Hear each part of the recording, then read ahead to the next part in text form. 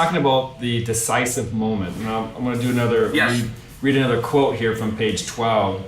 And you say, intuitively, we characterize them as purely negative events. Terms like damage, stress, pressure, disaster naturally come to mind.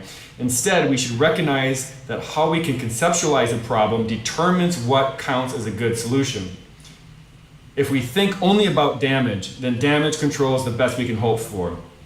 And all these expressions suggest a defensive attitude. I love that quote.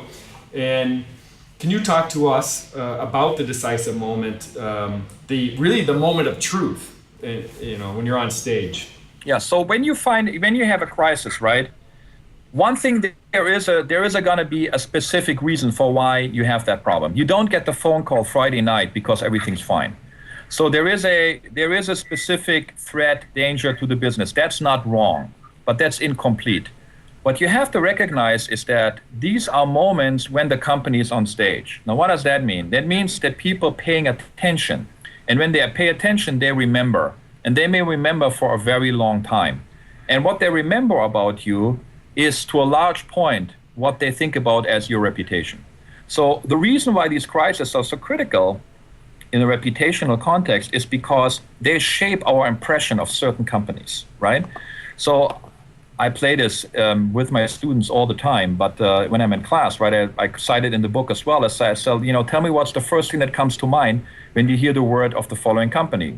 And then I say Exxon, and everybody says Valdez, right? Now this was March 1989. People still remember this. It's one thing that comes to mind right away.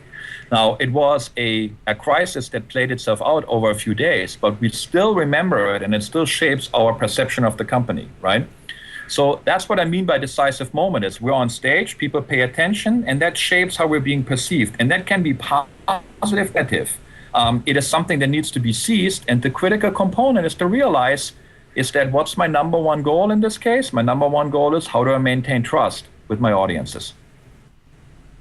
Yeah, that's very interesting, because at the end of the day, you're right. I mean, everyone remembers that because it was just horribly handled. And you start doing social cascading or information cascading, storytelling, and you revisit it. Then it goes into the school systems, and then they'll never be able to escape that crisis. That's true. It's a long. I mean, you can rebuild from that. It's not impossible, but it takes time, and it takes the willingness to re-engage with something and then try to change the perception. By the way, something BP is trying now, as you know, they've engaged in the cleanup campaign there, and now they're actively talking about it. And that's one way in which they try to change how they're being perceived, how they're being remembered as somebody that, yes, we didn't do this quite well, and it cost the CEO the job, but now we're still committed and we're still engaged in order to make this right.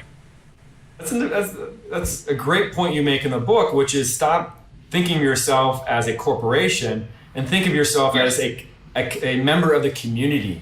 And what would you do as that member of that community?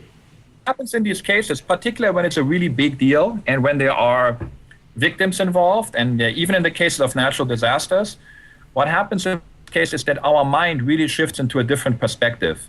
Psychologists call this an exchange orientation, which is the typical way we interact with companies. We look for deals, we look for quality.